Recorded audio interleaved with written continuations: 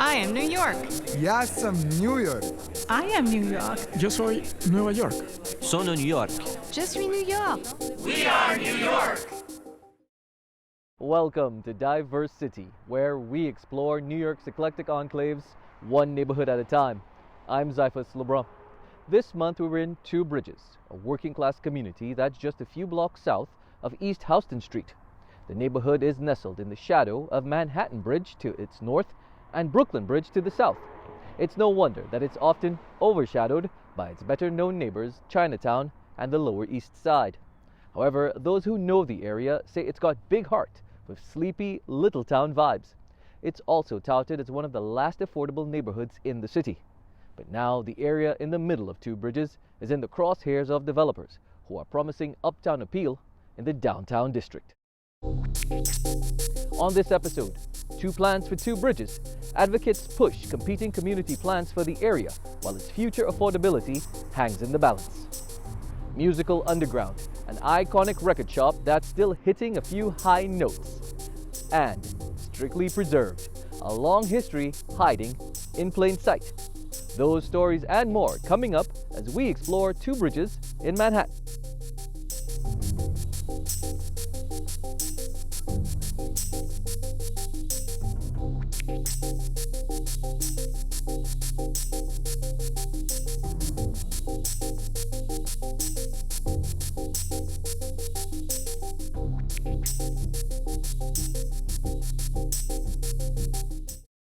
Two Bridges is at the center of a conflict over two community plans. If either plan is passed, it could dictate the future of the area. The plans are rezoning proposals created by local stakeholders such as community boards and non-profit organizations. In some cases, they even have backing from local politicians. Community plans such as these came about in the 1960s. The Municipal Art Society catalogued more than 100 drafted over time, with reportedly no more than 17 making it through an approval process. This effort at community planning is really about empowering local communities to create what residents and not developers want to see in neighborhoods. As Shannon Ayala tells us, this particular struggle in Two Bridges comes at a time when residents are pushing back against the wave of gentrification that's already changed the skyline. It's one of the best neighborhoods still in New York City. Like your last refuge of having an affordable neighborhood full of, a neighborhood, a community, where people, they look out for each other and they care for each other. And that's the neighborhood that I want to live in. Tony QueyLin lives directly next to One Manhattan Square, an 80-story residential high-rise that's gotten attention as the first megatower to go up in an area defined by old tenement buildings, public housing, and some of the lowest average incomes in Manhattan. Some say it's the beginning of the end for this holdout neighborhood. Well, I feel like this is like a personal attack on not just me, but everybody in this neighborhood. It's like I said, they're trying to take away what we have and they're trying to displace us. Several local organizations are trying to stop 4 more towers from going up along the Two Bridges waterfront. But they are divided between 2 rezoning plans, each of which are community-led plans aimed at limiting high-rise development. These plans emerged in response to an East Village community plan that protected the East Village but left out Chinatown and parts of the Lower East Side. Opposition from Chinatown called it a racist rezoning because it dumped all of the new development on Chinatown, which increases rents, increases land prices, increases speculation, gentrification, and displacement. And so it was interpreted, understood, that rezoning was actually deleterious to Chinatown. Thomas Angotti, a CUNY Emeritus professor in urban planning and an author and editor on books on community plans, says community plans have cropped up since the 1960s, with some successes like in Chelsea in the South Bronx. The 2 plans competing to succeed in this case are a bigger plan called the Chinatown Working Group Plan and a smaller, more recent one called the Two Bridges Community Plan. Zishun Ning of the Coalition to Protect Chinatown and the Lower East Side is part of the group that helped shape the bigger plan back in 2008. We put forward a People First plan So the People First plan, actually the main idea was in the end adopted as the Chinatown Working Group plan. We make some compromise, right? Like in terms of like the height limit, how tall you want to limit, stuff like that. But by the time that working group plan was proposed in 2015, the city planning department under the then new de Blasio administration rejected it. The city planning department said the plan was, quote, not feasible at this time.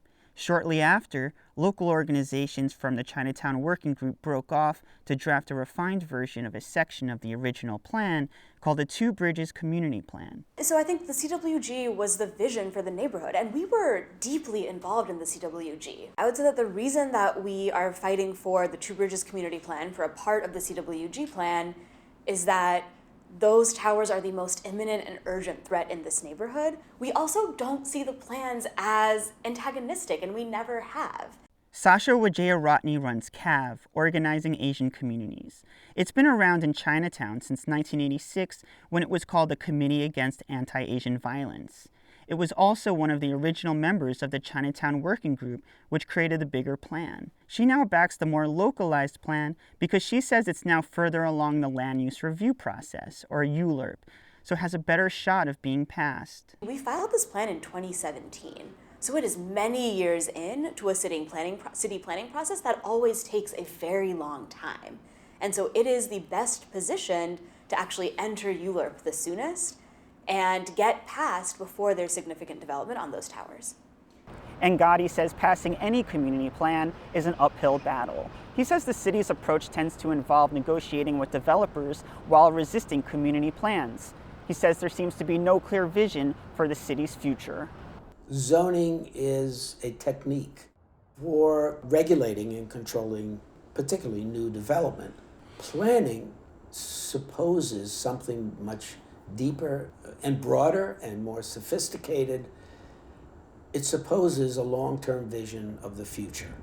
New York City is the only major city in the country that has never had a comprehensive long-term plan. Zishun Ning says the Chinatown Working Group plan still has a lot of support. Wijeyeratne says it's worth fighting for both plans, and that it's worth fighting in general, despite the odds. When your back's against the wall, you don't just give up, right? You fight for your home, you fight for your neighborhood.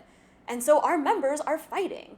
We're not giving up on the idea of a bottom-up, grassroots, community-led plan. We're not giving up on the idea that grassroots community power can actually challenge real estate. We're fighting for it, and we'll keep fighting for it until we win.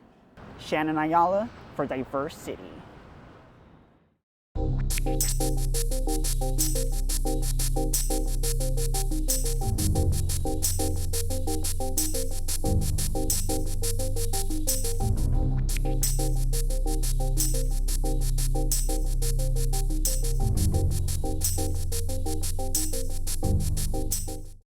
You just heard about two competing plans vying to possibly reshape this community's skyline and future. Now we'll hear from the freshman City Councilman for District 1, Christopher Marte. He's already backing a horse in this race. Will you fight for the Two Bridges community plan with us? I will fight with you, but we have to make sure we can't pit these communities together. We must protect. That was candidate Christopher Marte speaking at a rally organized by CAAAV, Organizing Asian Communities.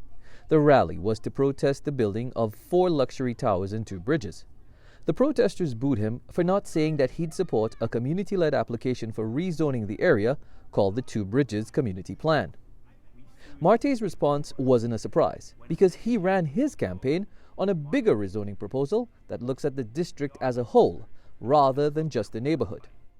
The initiative is called the Chinatown Working Group Plan. I got involved around 2015. I actually received a flyer from people canvassing, trying to support the plan, and that's what got me involved in politics.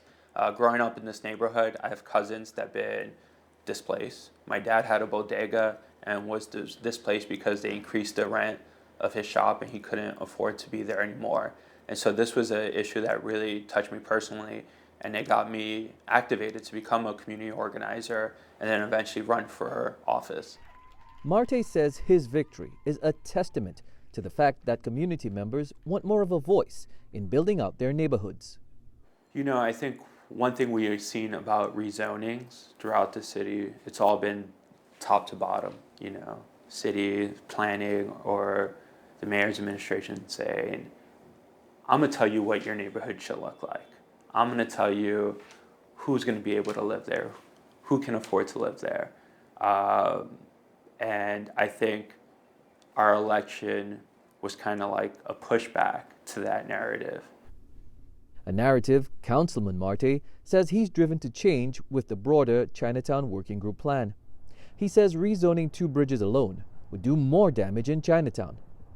One thing that I fear is that we can't do this in piecemeal, because if you rezone one area, it just shifts the speculation and the pressure to the areas right next to it.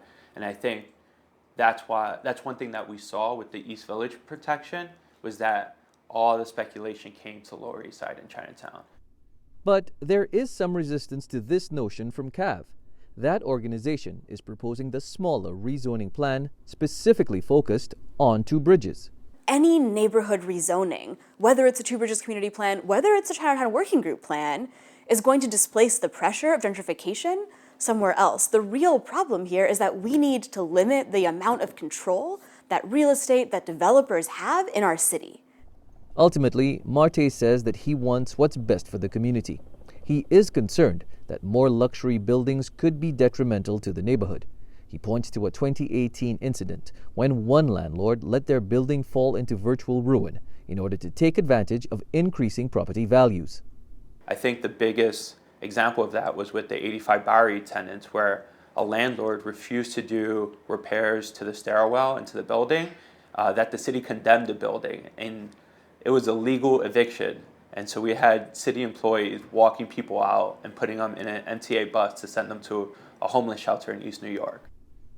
The recently sworn-in City Councilman says he is not willing to compromise on the Chinatown Working Group plan and hopes to push the rezoning within his first 100 days in office.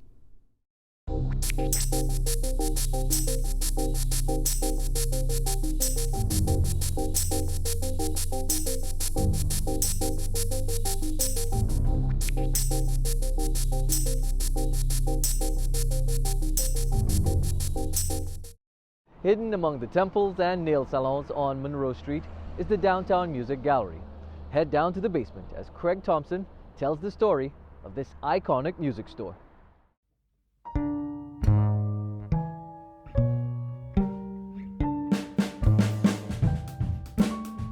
When we moved here, there was no other stores on this block. There was no restaurants. There was Chinese temples and maybe a grocery store at the end of the block. Bruce Lee Gallanter relocated Downtown Music Gallery to Monroe Street in 2009. That was after the rent at his previous store on the Bowery was raised by 250%. But to Bruce, location is secondary. It's a dream job. I mean, I've always wanted to work with music. Getting to meet musicians and meet customers all the time and talk about music and listen to music, it's a beautiful thing. Downtown Music Gallery opened originally in 1990 and is one of a dwindling number of music retail stores left in the city. People find their way here because they know we specialize in something, or they read on Google that there's like maybe only a handful of stores left, so they come here to see what we have. There's other people who come in that are looking for weirder, more eclectic stuff, and this is kind of their home. Every row here is a different type of music. World music, modern classical, older classical, Canterbury, and progressive in downtown. Downtown music is a vibrant and experimental music form from which the store gets its name. Yoko Ono, Fred Firth, and John Zorn were some of the early pioneers, and Gallanter was transfixed by the music they played. John Zorn used to play with a tabletop and mouthpieces, and he wouldn't put his sax together. He'd just play mouthpieces with bird calls and a cup of water. What he did didn't make any sense to me, and I said, Fred, why do you play with this guy? He doesn't put his sax together. He doesn't play anything that I could recognize. And Fred would look at me and he goes, he's trying to invent a new vocabulary for the sax. Be patient. Gallanter became friends with a lot of these musicians, and his store became a de facto home for downtown music. Well, I watched his career evolve and watched him as a composer actually grow and change and evolve. and that's a large part of our business. They now have 900 CDs, books, T-shirts. You know, it's unbelievable. Gallanter has documented the scene for over 30 years and even delivered a lecture in Denmark on downtown music. And in addition to being a bit of a historian, Gallanter supports the scene through in-store concerts. I like kind of sponsoring concerts and giving people a chance to play. The gigs are free. It doesn't cost anybody any money. So what's the future of this unique musical outpost in Two Bridges? This year is our 30th anniversary, which is, most stores don't last that long. And we're happy. I'm happy to be here. And I'm happy this is going to continue. This music needs a home. For DiverseCITY, I'm Craig Thompson.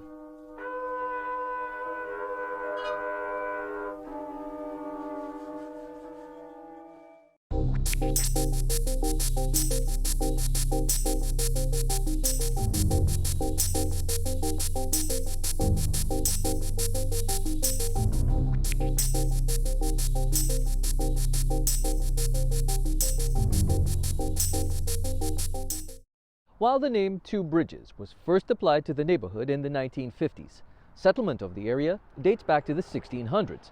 Vanessa Monet reports on how some early examples of architecture have been preserved for future generations. The Two Bridges Historic District sits just below East Broadway in the northwestern section of the neighborhood. Of the multitude of buildings located within the district, there are 170 that contribute to the architectural periods between the late 1700s and the 1930s. The district was added to the National Register of Historic Places in 2003. Historically, the area was populated with European immigrants, mostly from Ireland and Italy, until the 1950s, when a wave of high-rise developments led to an influx of Latin American and Black residents. There are 5 buildings within the historic district that are individually cataloged on the National Register of Historic Places and listed as New York City landmarks. One of these buildings is the Alfred E. Smith House. Not to be confused with the Governor Alfred E. Smith houses. Those are a NYCHA housing complex comprised of 12 buildings just outside the historic district. The Alfred E. Smith House is a 3-story brick row house constructed in the late 19th century. The landmarked building is named after Al Smith, the 4-term governor of New York, who was first elected in 1918. He was also the Democratic nominee for President of the United States in 1928. Smith was notably the first Roman Catholic to be nominated for president by a major political party. He called the nondescript row house his home from 1907 to 1923. The home went on to become a National Historic Landmark in 1973. Located in the southernmost part of the historic district is Knickerbocker Village. The housing development takes up 2 whole city blocks. The area was once called Lung Block because of the high tuberculosis mortality rate among the 650 families that lived there. The homes were deemed slums and torn down under the slum clearance projects of the 1920s and 30s. Construction of what is now called Knickerbocker Village was completed in 1934. It then became home to white-collar workers in what is considered one of the earliest examples of gentrification in Manhattan. It was one of the first federally subsidized housing complexes in the country. Perhaps one of the most significant sites within the Two Bridges Historic District is not a building at all, but rather a cemetery. Chatham Square Cemetery is known as Sharif Israel's first graveyard, but it is actually the second location used by the congregation. The Chatham Square Cemetery was established in 1682. It remained an active burial site for Sephardic Jews until 1833. It is the second oldest cemetery and oldest remaining Jewish cemetery in New York. It was once much more expansive, but encroaching development, erosion, and eventually eminent domain forced the burial ground to be significantly reduced in size. Hundreds of bodies were moved to other graveyards over the years. The cemetery was added to the National Registry of Historic Places in 1980. Today, only a tiny portion of it remains, with roughly 100 headstones and above-ground tombs visible. For DiverseCITY, I'm Vanessa Monet.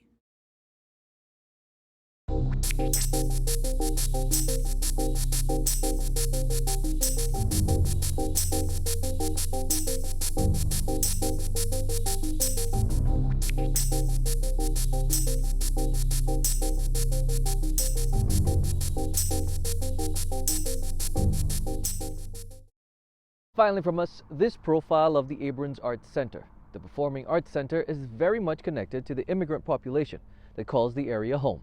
The center's executive artistic director, Craig Peterson, tells us more about the organization's origins in his own words.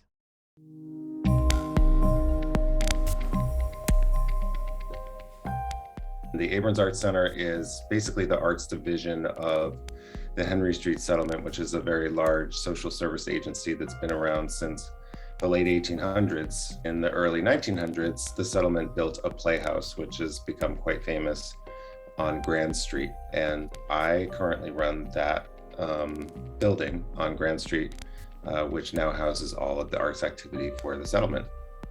And the Playhouse was built by our founder, the founder of Henry Street Settlement, Lillian Wald. And Lillian Wald was a nurse who had started Henry Street Settlement in 1893.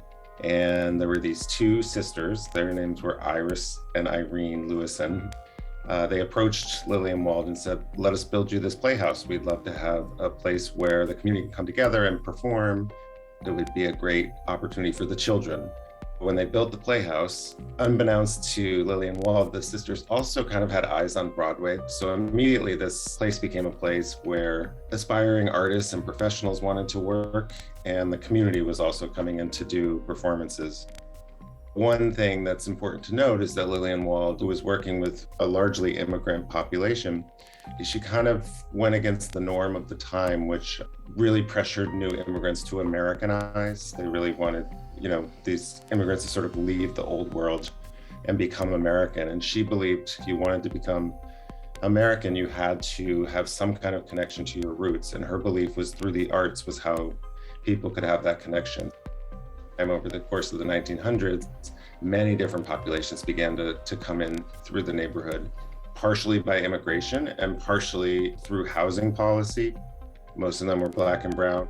It was sort of this interesting cultural moment where New York City just kind of pushed people to the edges of the island. They kind of pushed everybody into the Lower East Side. And around the same time, a lot of Caribbean and Spanish Caribbean immigrants began to move in, huge Puerto Rican population. And then in late 80s, early 90s, Chinatown began to really spread out a little bit. So it's a really kaleidoscopic neighborhood.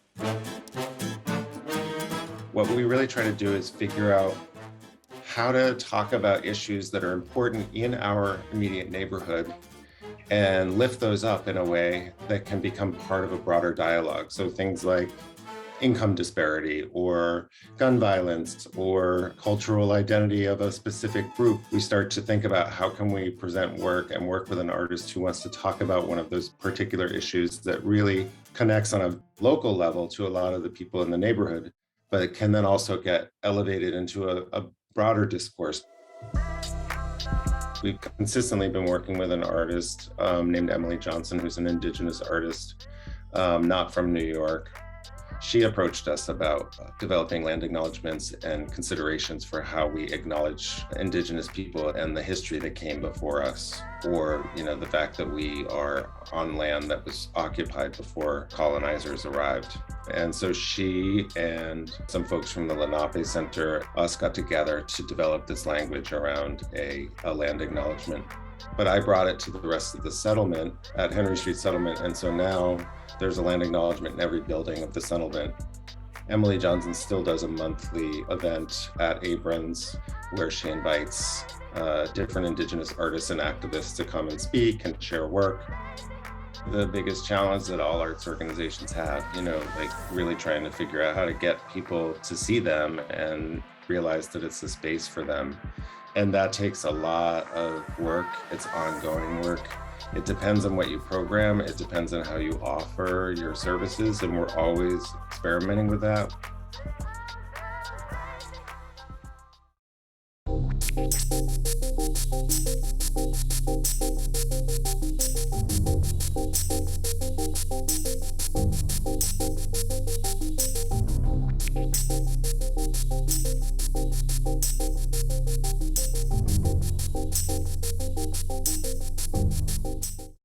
That's our look at two bridges in Manhattan. Join us next month when we'll head over to West Forms in the Bronx. Till then, thanks for joining us as we explore our diverse city.